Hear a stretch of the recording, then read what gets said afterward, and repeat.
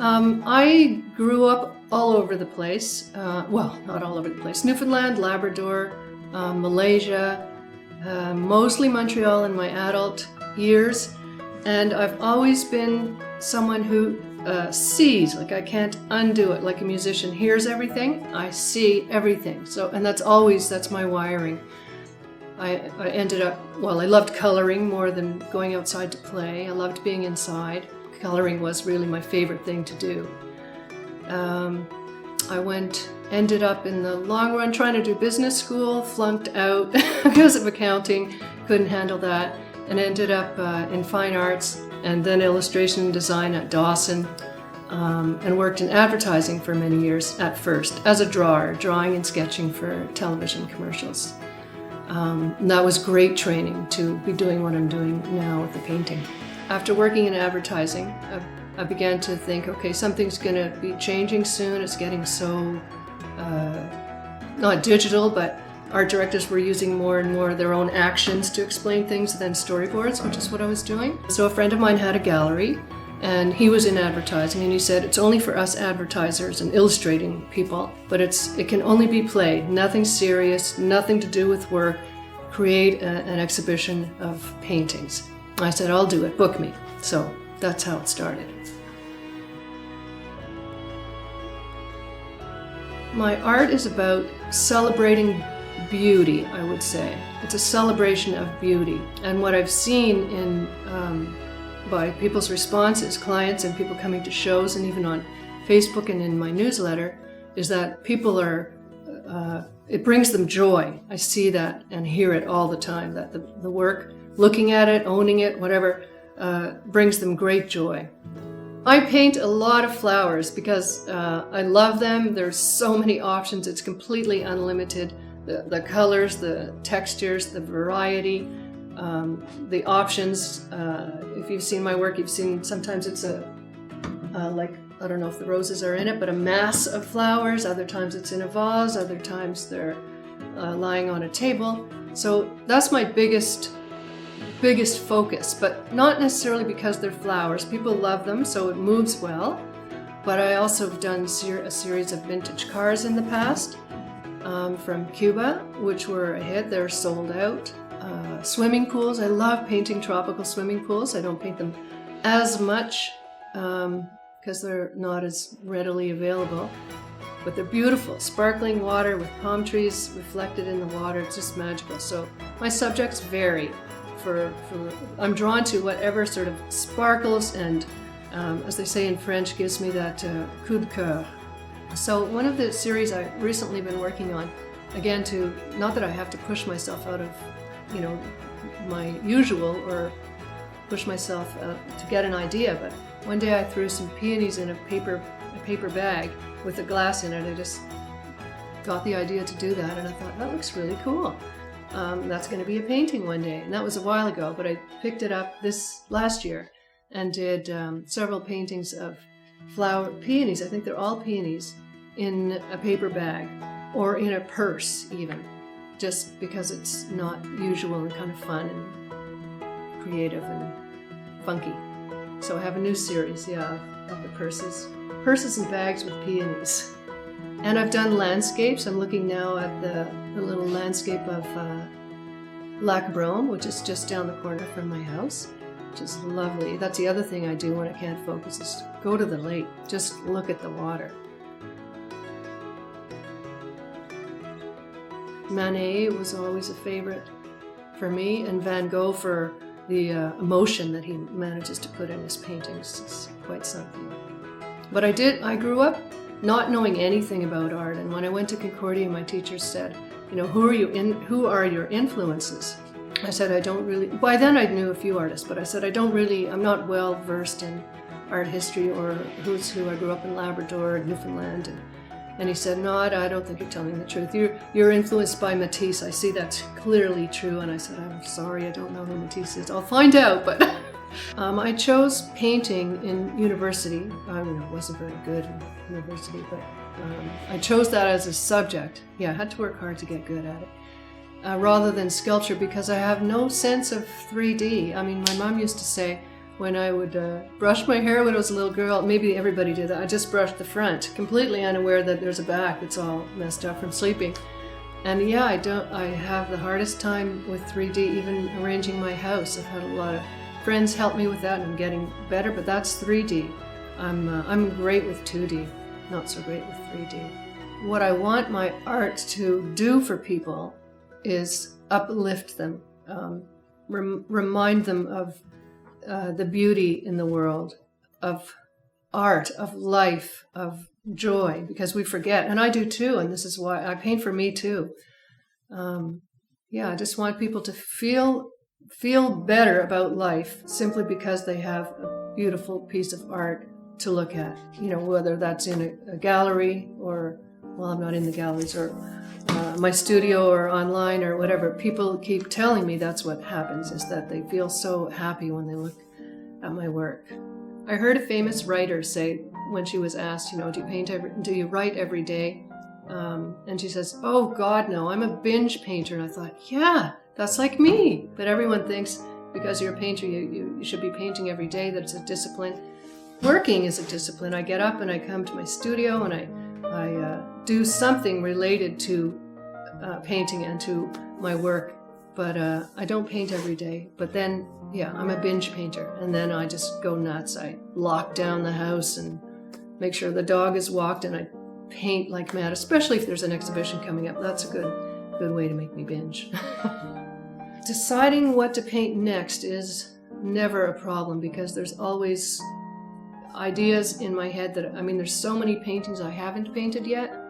The flowers will always probably be my number one, but another idea I have had and will do is blue and white pottery paintings, just because they're so buzzing with life, and they sort of represent the world because they produce these all over the world. And I see, because of the way I'm wired, I see paintings everywhere. I'm looking now at the lilacs in that silver jug, and there's a painting. There's a painting everywhere, as far as I can see. So I never run out of ideas, and I can hardly keep up with my own mind and ideas.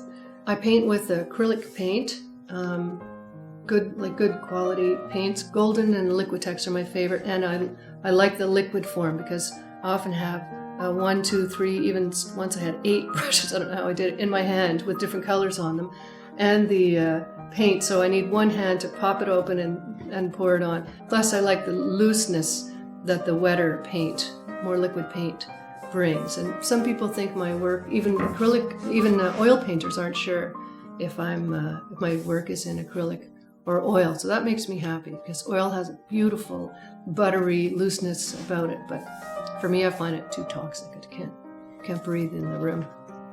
So the bigger the painting, like this one is 5 feet by 60 inches by 60 inches. So then I'm using a brush that's huge, but thin this way, so I can make fine marks with it and broad brush strokes.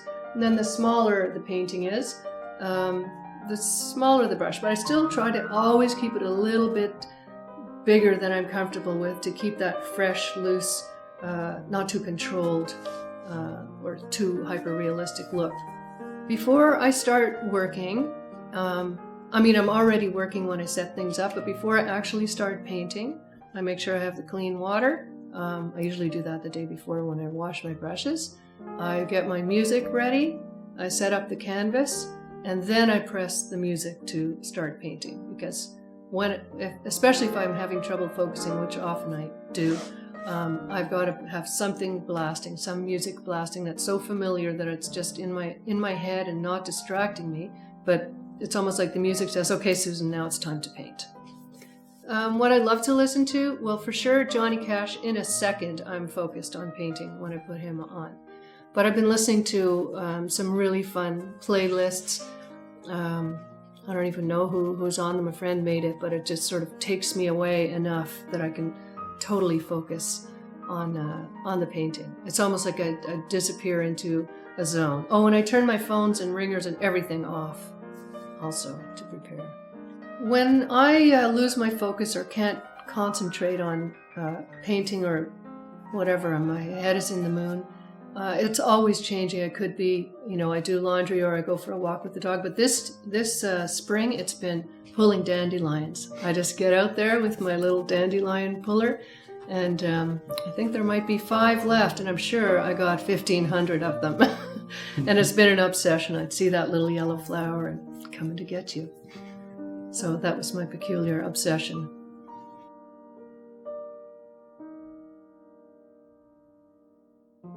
COVID-19 has, it's been a rough time for everybody.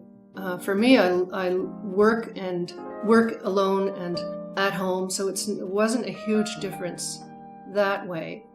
But what I did notice is people are, because they're at home more, they want their homes to be beautiful. And last year, 2020, was a very successful year in work for me, even though it was a hard year in other ways. But people have just been loving vamping up their homes and getting artwork that cheers them up in a year like that. I can't really predict how the industry of art will go in coming years. Obviously, there's more digital stuff and computer work being created on the computer. For me, that's not interesting at all, so that won't be changing how I love the brush on the canvas and the aliveness of that. So I don't really know where things are going in the future in general for artists. I'm just plowing my own way. I think there definitely will always be a place for original art, drawings, and I mean things like silkscreen and lithographs, where you can feel the human touch has, like with a canvas, touched everything. And that brings life. A print can be beautiful and can cheer people up, but there's nothing like the real thing.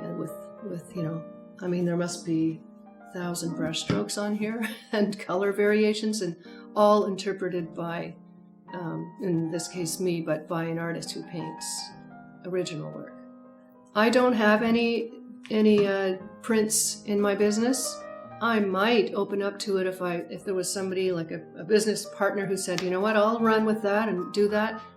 But for me, I just love painting so much. I don't want to be distracted into another business, and that it would become another business.